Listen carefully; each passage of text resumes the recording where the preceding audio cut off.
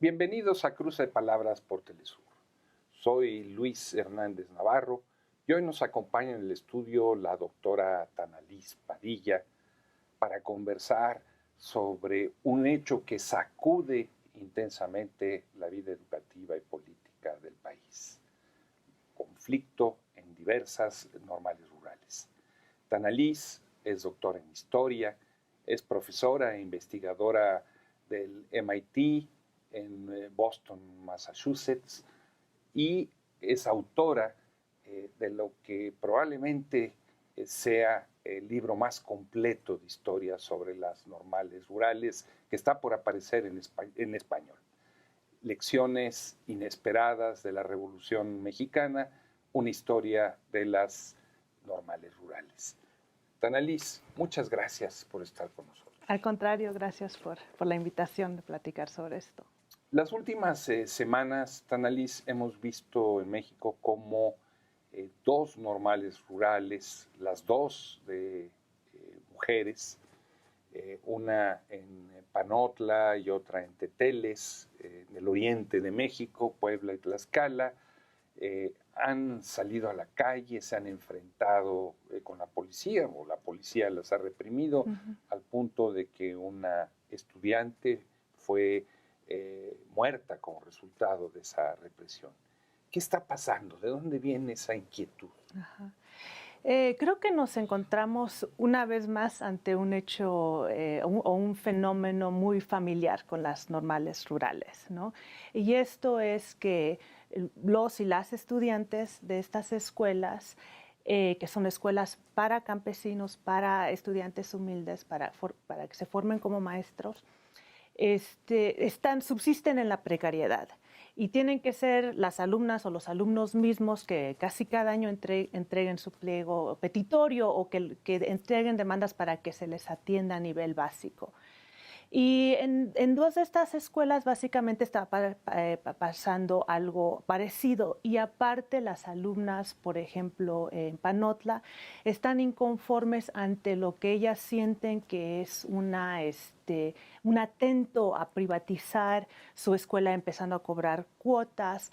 Y entonces en ambas escuelas llevan como un mes movilizándose o en huelga o en plantón para que las autoridades educativas las atiendan, las autoridades de su escuela y de su estado. Pero lo que está sucediendo es que les dan a la larga, las autoridades les están apostando al desgaste, ellas dicen, entonces recurren al único camino que tienen disponible, que es a las movilizaciones. Y en estas movilizaciones las fuerzas públicas, la policía estatal, especialmente en el caso de Panotla, como ya dijiste, en Tlaxcala, han respondido con una movilización de fuerza y que dio resultado a, por ejemplo, la muerte de una alumna. Cuando hablas de una normal rural, ¿a qué te refieres? ¿Quiénes se forman allí? ¿Quiénes van? ¿Cómo es la vida? ¿Cómo es que se estudia en ese tipo de escuelas? Sí, las normales rurales fueron fundadas a partir de la Revolución Mexicana en la década de 1920. Y se crearon entonces específicamente para formar maestros para el campo mexicano.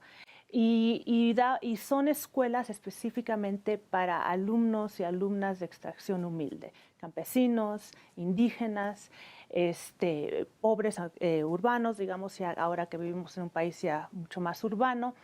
Y que en la escuela son internados, tienen la modalidad de internado, por lo tanto los alumnos que van ahí tienen cubiertos todos sus gastos. Y esto es absolutamente esencial para alumnos de esta clase humilde de la que estamos hablando, por dos razones. Una, porque en las comunidades donde muchos de ellos viven ni siquiera hay escuelas. No hay escuelas a veces más allá del cuarto grado, de la primaria o de la secundaria, mucho menos a nivel profesional. Entonces, el hecho de que puedan vivir ahí y de una forma gratuita, que no tengan que pagar, pues les da acceso a una educación, ¿no? Entonces, es el hecho material de que se cubren sus gastos y el hecho profesional de que por lo menos pueden ir a una escuela donde no habría en sus lugares de origen. Justo este año se cumplen 100 años de la fundación de la primera normal rural, Sí. lo que sería Tiripetío en el estado de Michoacán, ¿no? Y desde entonces, prácticamente desde su nacimiento, estas escuelas han sido estigmatizadas. Han pasado a ser escuelas del diablo, kinderes bolcheviques, nidos de guerrilleros. Ahora, independientemente del gobierno que haya, se les quiere acusar de que son como madriguera de vándalos y delincuentes. ¿Por qué este encono hacia ese tipo de escuelas? Sí, exactamente. Esa historia que describes, ese intento de criminalizarlas, ha sido otra constante o una constante, ¿no?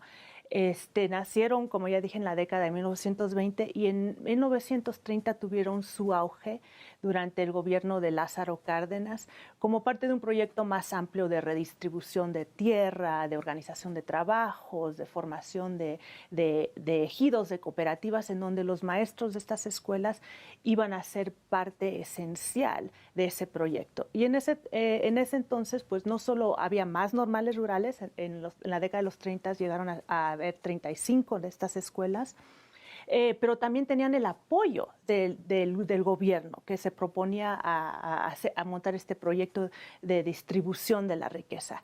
Y tenían como enemigos a la iglesia y a la oligarquía, hacendados que no querían que se distribuyera la riqueza y que tenían poderes que estaban defendiendo.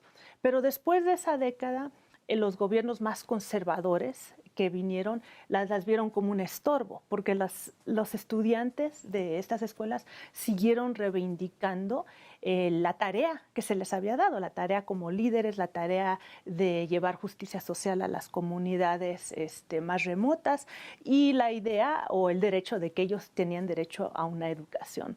Entonces, así como dices, durante la Guerra Fría se les tildó de todos estos apelativos que iban con los tiempos.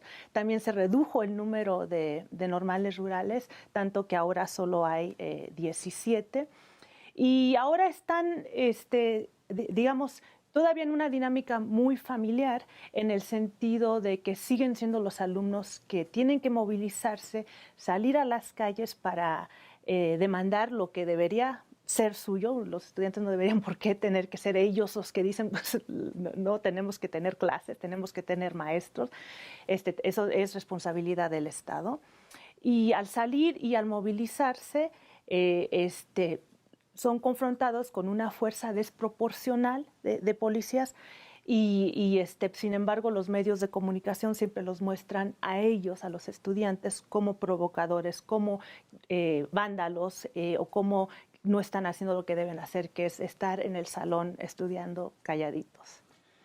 El mundo de las normales rurales se colocó en el centro de la agenda política a raíz de la tragedia de la noche de Iguala del 26 de septiembre de 2014, cuando 43 de los estudiantes de la normal rural Raúl Isidro Burgos fueron desaparecidos. Desde entonces han seguido habiendo represiones y antes de eso, en el mismo caso de Ayotzinapa, el 12 de diciembre de 2011 se había asesinado a Alexis y a Gabriel. Hay una historia de violencia y de represión hacia ellos que va más allá de lo normal. ¿Por qué este encono? Ajá. Ahí, eso que tú dices, que hay una historia de violencia contra ellos, con los alumnos, contra esas escuelas más allá de lo normal, creo que es muy apto esa caracterización, es muy apta. Y lo que incomoda son varios aspectos que tienen que ver con estas escuelas. Una de las primeras, yo diría, es que son estudiantes, como ya dijimos, de extracción humilde, que dentro de la escuela aprenden cuáles son sus derechos, cuál es la historia de México, se concientizan y a veces concientizan a la sociedad, al entorno de las escuelas, se han unido a luchas campesinas y obreras del entorno de su escuela. Entonces son alumnos no solo de extracción humilde, pero aparte muy conscientes de sus derechos, que se niegan a ser sumisos.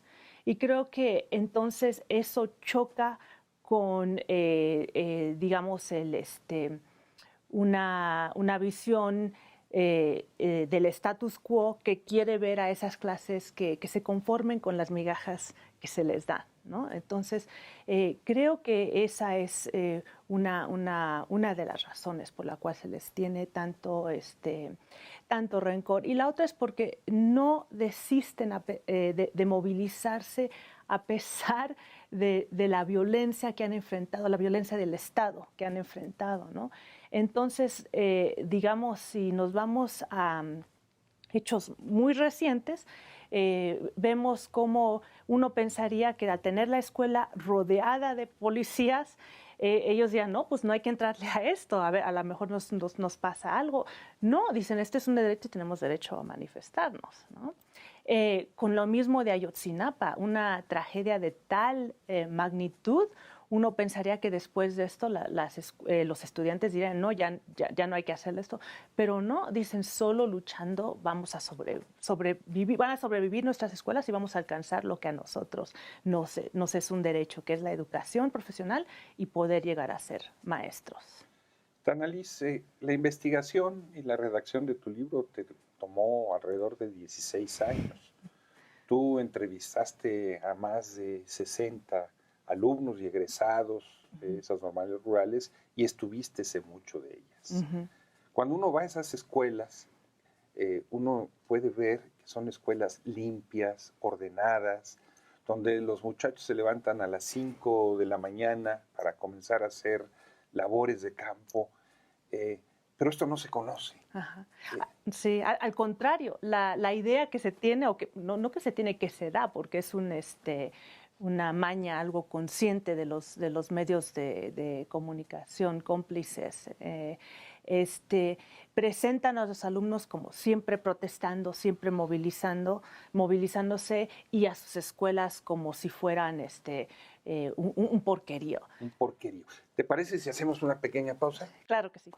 No se vayan, regresamos con esta conversación en muy breves instantes.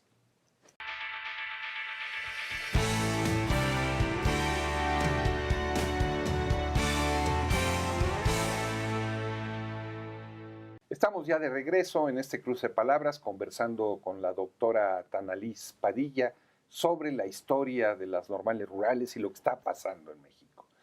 Tanalis, antes del corte nos explicabas cómo se construye una imagen de esas escuelas como chiqueros, como lugares sucios, desordenados, violentos, pero tú has contrastado con tu trabajo de campo que la historia es otra. Sí, la historia es otra, no solo en los documentos, en los planes, en todo yo creo que miles de documentos que he leído, que me consta entonces de cuáles eran los planes o han sido desde décadas atrás, pero también al estar ahí por varios días, estar en varias escuelas, observar las actividades, ¿no?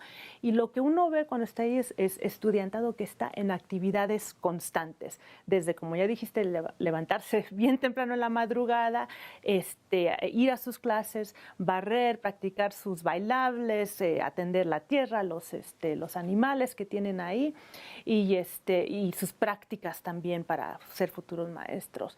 Y sin embargo, la imagen que se tiene de otros es que no quieren estudiar, que siempre están en la calle protestando, o que sus escuelas están hechas un desastre. Donde sí hay una precariedad en sus escuelas es en la infraestructura.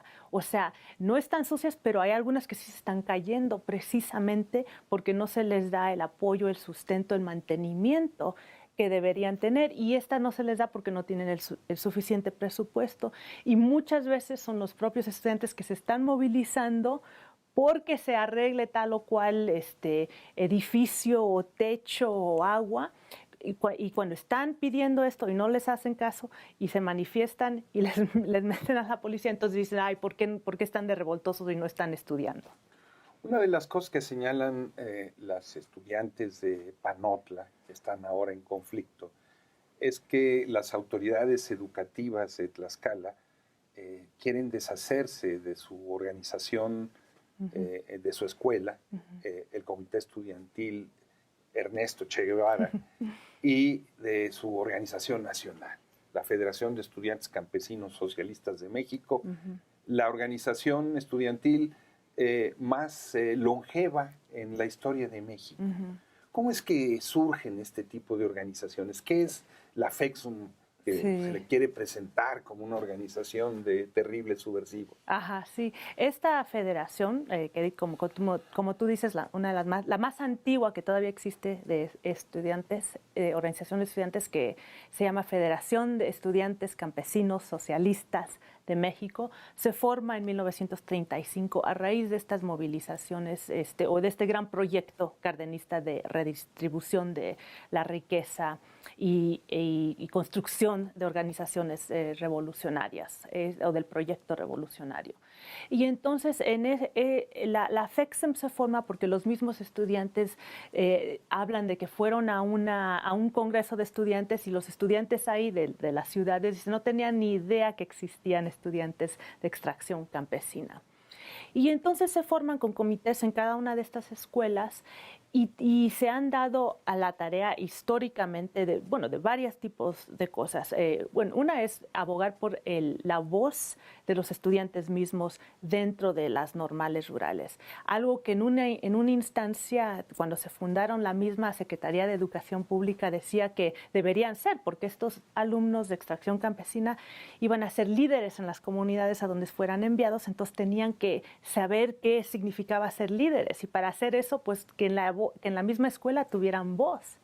Y otra razón práctica también de la Secretaría de Educación Pública era que así ayudarían a contrarrestar la potencial o posible corrupción de la administración.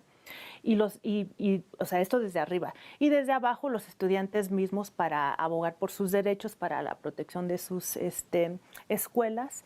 Y además, en el transcurso de las décadas, los alumnos vieron que no era solo importante hacer concientización y activismo dentro de sus escuelas, sino que aliarse a luchas campesinas, laborales, y apoyar las luchas de ejidos en las escuelas mismas donde se encontraban. Y eso a veces tiene un auge, a veces se contiene un poco, pero esa es la historia de la federación.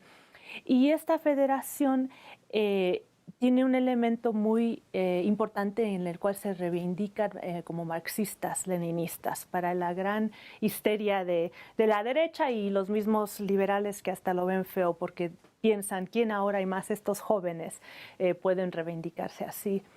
Pero para ellos es muy importante porque esta es una educación política que reciben al seno de las normales, en paralelo a la educación académica que viene por parte de la Secretaría de Educación, y es lo que a ellos les es posible desnaturalizar, podríamos decir, la pobreza, ¿no? Ven que la pobreza, el capitalismo, la explotación no es algo natural, y es algo que tienen el deber y el derecho de luchar en contra.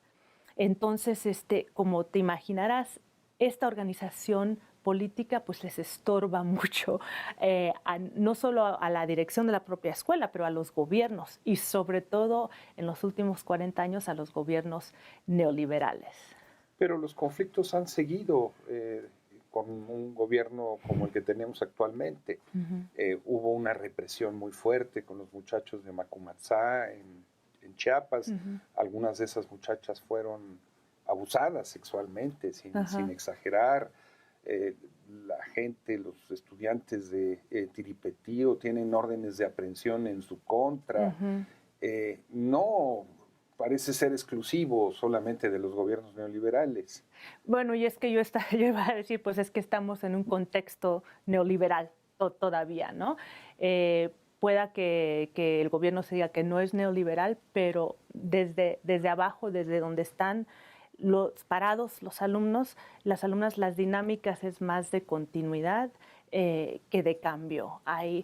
Y es de continuidad en el sentido del que son ellas y ellos las que tienen que estarse movilizando para proteger estos derechos, ¿no? Y este entorno y estos recursos que son sus escuelas. Y la dinámica que todavía están enfrentando es que la policía los confronte, ¿no?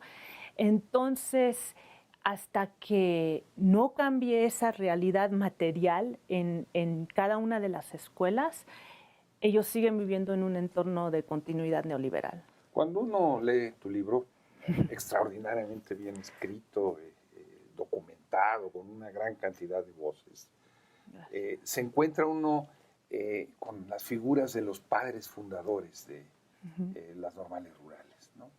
Figuras como Isidro Castillo, que fue el fundador de la primera normal rural, el profesor José Santos Valdés, Raúl Isidro Burgos, y todos ellos son figuras casi de santos, ¿no? No estoy exagerando, dan su dinero para que la escuela se termine, comen con los estudiantes y con los campesinos, se ligan a la lucha agraria. ¿De dónde salieron esos personajes? Pues salieron de varias partes, ¿no? Y esa es una de las cosas que es muy interesante y muy dinámica y muy rica de la historia de la fundación de las normales rurales, ¿no? Muchos vienen siendo ellos mismos maestros rurales o profesores, algunos profesores liberales. Lo que tienen en común, yo diría, son, dos o tres cosas. Bueno, una es que creen en que que los pobres, los que siempre habían sido y siguen siendo, pero en el contexto del siglo XIX, habían sido deliberadamente excluidos de la educación, tienen derecho a tener una educación, una formación. Y lo otro es que esta educación está ligada a la justicia social, digamos, en términos sencillos, que podríamos decir que un maestro o los alumnos o las clases mismas tienen que preocuparse por el entorno social donde están dando clases. Y lo otro, en términos de justicia social, es que tiene que haber una redistribución de la riqueza. O sea, no puede haber justicia social si se sigue en un contexto, digamos, del siglo XIX y luego la Revolución, donde la acumulación de la riqueza que estaba en las manos de unos cuantos durante el siglo XIX no se reparte, y esta forma de repartirla es creando instituciones sociales, como son las escuelas. Podríamos hablar de hospitales, de ejidos, de todo tipo, pero en este caso las escuelas. Y lo otro es que la misma escuela debería ser como le llaman entonces, la casa del pueblo, donde están involucrados no solo estos maestros que dieron sus propios recursos para crearlas, ¿no? Y los alumnos que también, mano de obra para crearla, y los campesinos y las campesinas de ahí, de los entornos que también crearon, vienen y traen las bancas o traen de comer, ¿no? Entonces, que debe ser, digamos, un esfuerzo de toda la comunidad apoyada desde el Estado. Los muchachos de esas escuelas tienen una doble currícula. Tienen que cursar las materias obligatorias para ser maestros, pero también tienen una formación política. Y ahí, además de la inspiración de la Revolución Cubana o de la lectura de los clásicos del marxismo, leen autores tan subversivos como a Eduardo Galeano, a Benedetti, a Pablo Neruda. Terrible esa formación, ¿no? O sea, ya te imaginarás. Por eso salen como salen, por leer esas cosas, me imagino. Exactamente, y es este eje, el eje político, el eje de concientización, el eje de educación paralela, como se le quiera llamar, donde aprenden esta visión crítica del mundo, ¿no? Y es esa visión también la que tanto amenaza a un Estado donde ya no les sirven para su proyecto estas normales rurales, o a un contexto y Estado neoliberal. Tanalís, este año también se cumplen 100 años del movimiento muralista en México. Las normales rurales son como grandes museos, ¿no? Cientos y cientos de pinturas murales en sus paredes. ¿De dónde viene esto? ¿Qué papel juega la pintura mural en esas? normalistas? Es un papel muy importante y yo invito a los que puedan a buscar por internet, si no pueden visitar las escuelas, a ver estos murales, porque es una forma en la que, por ejemplo, los normalistas mismos cuentan su propia historia o su propia visión. Y en esos murales uno va a ver historias de la propia represión de los normalistas rurales, va a ver también grandes imágenes de Marx, de Engels, de Lenin, de Che Guevara, del subcomandante Marcos. También va a haber ideas de cómo piensan ellos que debe ser un salón de clase, ¿no? Y siempre lo ven este salón donde también hay adultos involucrados, niños en situaciones precarias. Y, y entonces es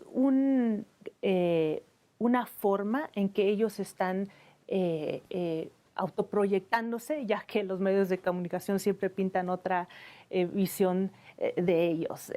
Y entonces quieren decir, no, esto es nuestra historia, esto es nuestro proyecto, esta es nuestra visión, estos son nuestros sueños. Finalmente, para terminar, tu libro salió publicado en inglés originalmente y está por aparecer en español muy próximamente. Sí. ¿En qué editorial? En la editorial La Cigarra, y esperemos que ya esté para antes de que termine este año.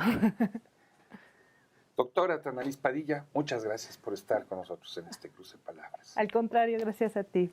Amigos, amigas, muchísimas gracias por su amable compañía. Ya saben, los esperamos la próxima semana aquí en Cruce de Palabras por Telesur.